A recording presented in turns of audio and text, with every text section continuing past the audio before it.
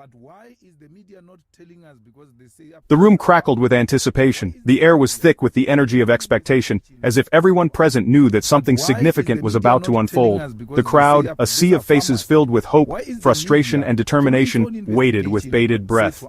Julius Malema, the firebrand leader of the economic freedom fighters, stood poised to speak. His presence alone commanded attention, a figure both revered and reviled in equal measure. The crowd's murmurs grew louder as he approached the podium, each step he took amplifying the tension in the air, prepared to address the nation. This was not just another speech, it was a moment that could potentially alter the course of South African politics. Malema's speeches were known for their fiery rhetoric and unflinching criticism, and today was expected to be no different. His words, always potent, carried a particular weight on this occasion. The nation was at a crossroads, and Malema's voice was one that could sway opinions and ignite action. His supporters looked to him for guidance, for a vision of a future that broke away from the status quo. President Cyril Ramaphosa had just returned from a high-profile visit to the United States. The trip had been billed as a crucial diplomatic mission, aimed at strengthening ties and securing investments. However, the outcomes were far from clear, and many questioned the tangible benefits of such a journey. Malema, never one to shy away from confrontation, was ready to deliver his verdict. The stakes were high. The EFF leader had built his career on challenging the establishment, and today, he was prepared to hold the president accountable. The crowd sensed the gravity of the moment, their eyes fixed on Malema as he began to speak. South Africa's future hung in the balance. The decisions made in the coming days and weeks would shape the nation's trajectory for years to come.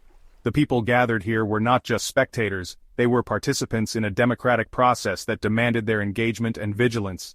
Malema wasted no time in launching into a scathing critique of Ramaphosa's trip.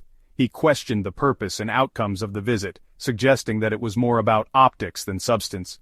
His words resonated with those who felt that the government had lost touch with the everyday struggles of its citizens.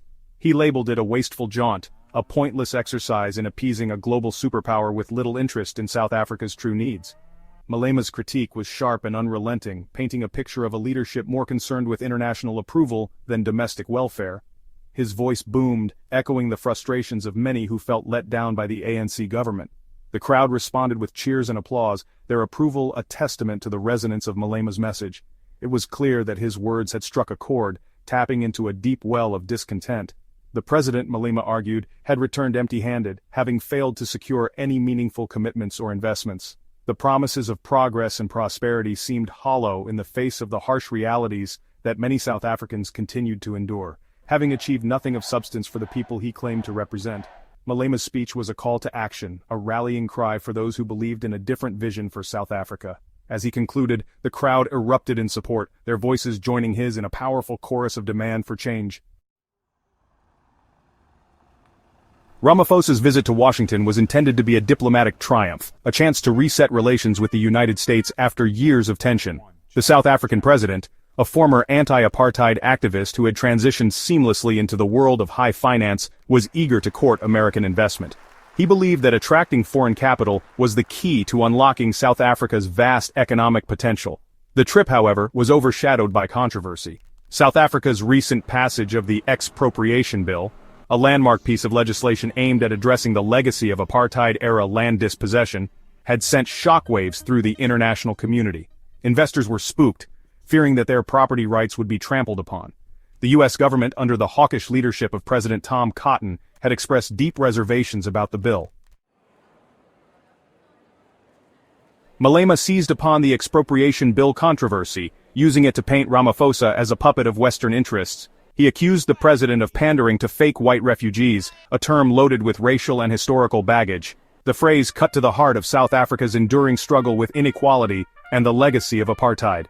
The fake white refugees were, in Malema's view, those white South Africans who had benefited from centuries of privilege and exploitation, and who now sought to maintain their ill-gotten gains by crying foul at the first sign of meaningful redress. They were, he argued, more concerned with protecting their wealth than with building a just and equitable society. The Expropriation Bill, signed into law by President Ramaphosa in December 2024, was a bold and controversial attempt to address the land question that had haunted South Africa for generations. The bill empowered the government to expropriate land without compensation in certain circumstances, particularly in cases where it could be proven that the land had been acquired illegally or unjustly. The bill's supporters, including the EFF, argued that it was a necessary step towards achieving racial and economic justice. They pointed out that decades after the end of apartheid, the vast majority of South Africa's land remained in the hands of the white minority. This skewed ownership pattern, they argued, was a fundamental impediment to black economic empowerment and social mobility. Section 5. Echoes of Discontent. King Dalindyebo speaks. Malema's fiery rhetoric found an unlikely ally in King Boyalakaya Dalindyebo, the controversial traditional leader of the Abathembu people. Dalindyebo, a man known for his outspoken views and colorful personality, echoed Malema's condemnation of Ramaphosa's U.S. trip.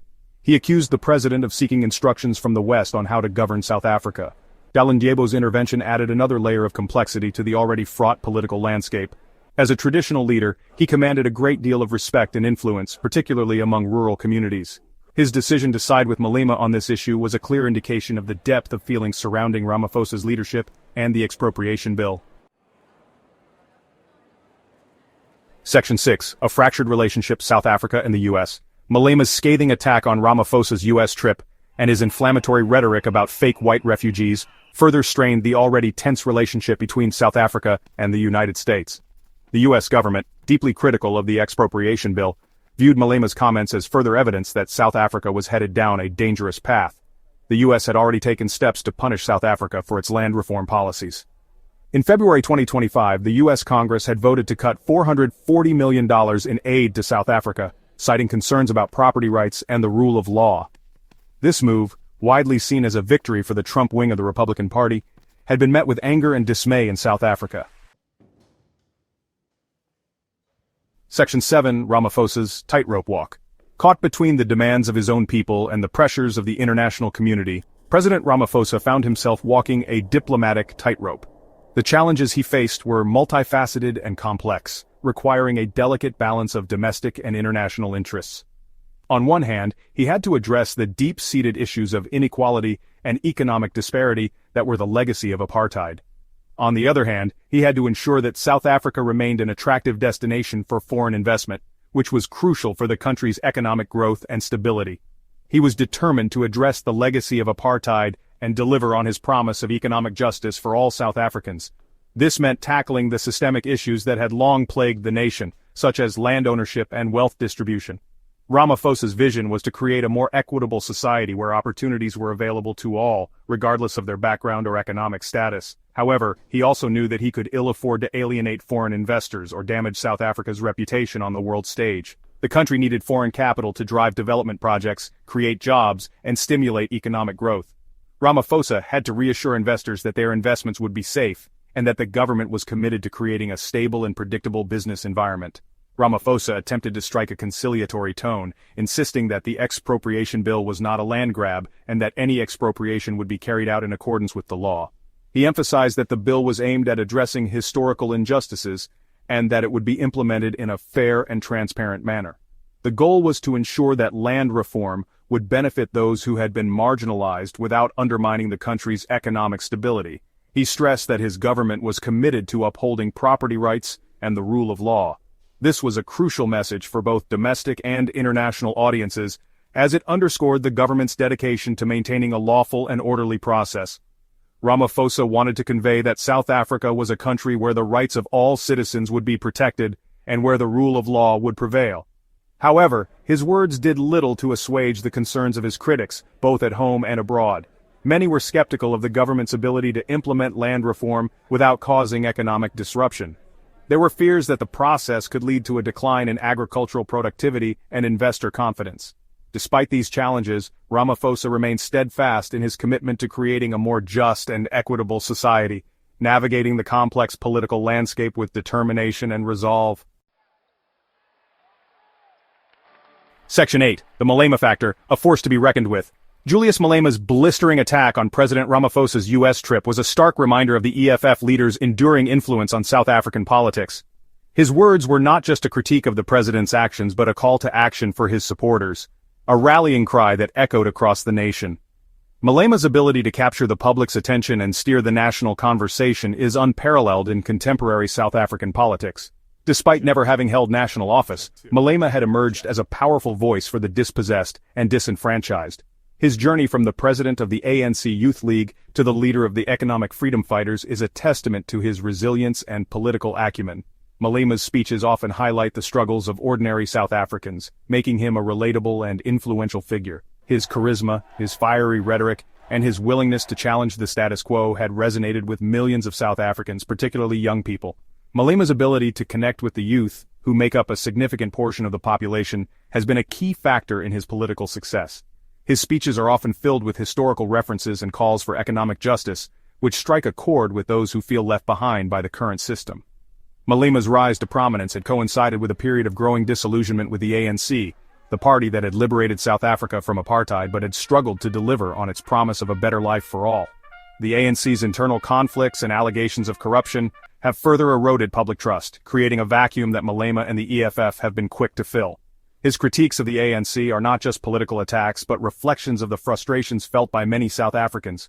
The EFF, with its radical agenda of economic transformation and its willingness to confront white privilege head-on, had positioned itself as the true heir to the legacy of the anti-apartheid struggle.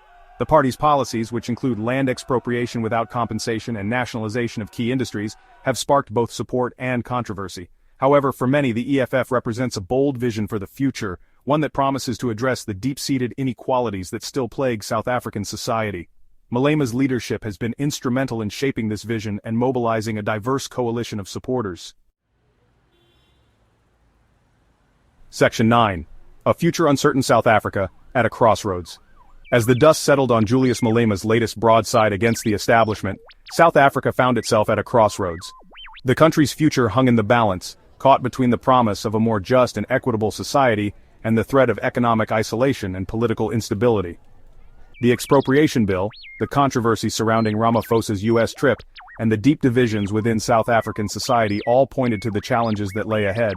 The path forward was uncertain, fraught with risk and uncertainty. However, one thing was clear: the outcome of this struggle would have profound implications, not only for South Africa but for the entire African